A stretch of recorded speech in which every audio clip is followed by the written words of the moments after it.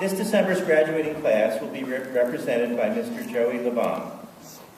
Joey is leaving us to become a number of the numerous graduates who built their careers at General Mills, where he will be starting in his first assignment in Cincinnati, Ohio, at the largest cereal manufacturing plant. I had the pleasure of having Joey as a student in class, in the class I taught this semester on change management, so I can personally testify to his talent and wisdom. In addition to his character and academics, Joey is also known among his fellow students for his true love, video games. In fact, his classmates voted him most likely to have an entire room of his house devoted to his gaming equipment. So we're glad we could help Joey in starting on his rewarding career, which we know will help to fund this favorite hobby. In fact, there's the recent emergence of a movement called Games for Change, where video games are used to help make the world a better place.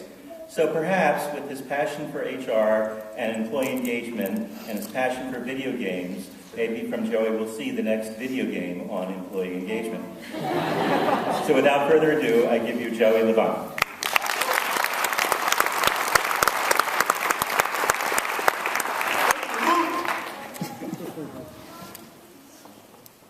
On behalf of the December 2011 graduating class from the School of Labor and Employment Relations, I want to thank the family members, friends, and faculty that have joined us this afternoon.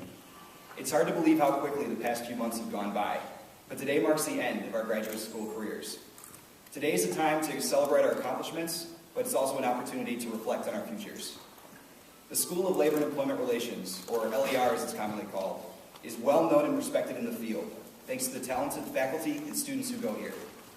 We have made friends here that we'll never forget, and while saying goodbye might be hard, to say that this class is going on to do great things is a huge understatement. After we leave this campus, the members of this class will literally travel all over the world to work as HR professionals for a wide variety of companies. Before this happens, though, I have a question for my fellow graduates. It's one that I'm sure you've heard many times over the past few years. You might have heard it at LER during an interview with a recruiter. You have also probably heard it in casual conversation, usually right after you told somebody what you were studying. Please raise your hand if you've ever been asked, why do you want to go into HR? This question seems really simple at first, but it can be deceptively complex. We all know the very easy answer to the question. I went into HR because I want to help people. As Nell or Becky will tell you, though, this is just about the worst possible answer you could give to this question. While that answer probably won't help you get a job or an internship, there's a reason why it's usually the first answer that comes to mind. The first word in human resources is, after all, human. At the end of the day, our career involves providing support for the most valuable resource our companies have, the people who work there.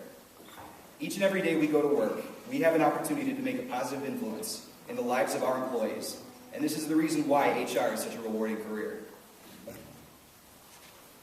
Going back to that question of why I went into HR, in my experience when I was usually asked this question, the person would then bring up Toby Flenderson, the HR manager character from the TV show The Office.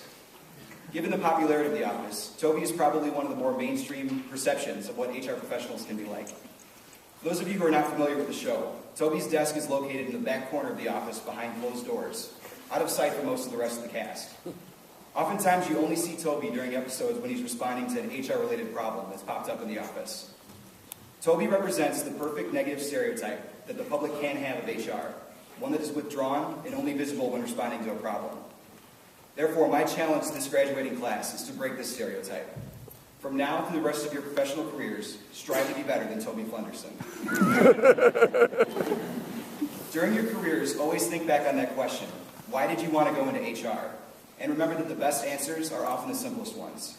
We chose this career to make a difference in the lives of real people, and it's impossible to do this effectively behind closed doors. As you start your new jobs in the next few weeks, challenge yourselves to meet employees and get to know them on a personal level.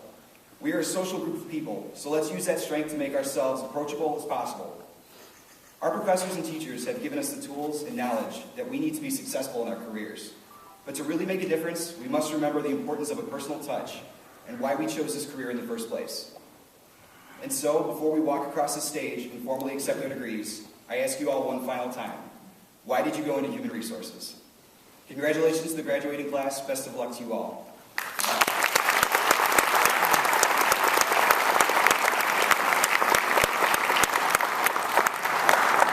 Thank you, Joey. Those were great remarks. And we also have for you, by the way, a copy of New Yorker Collection of Labor and Employment. Thank you very much.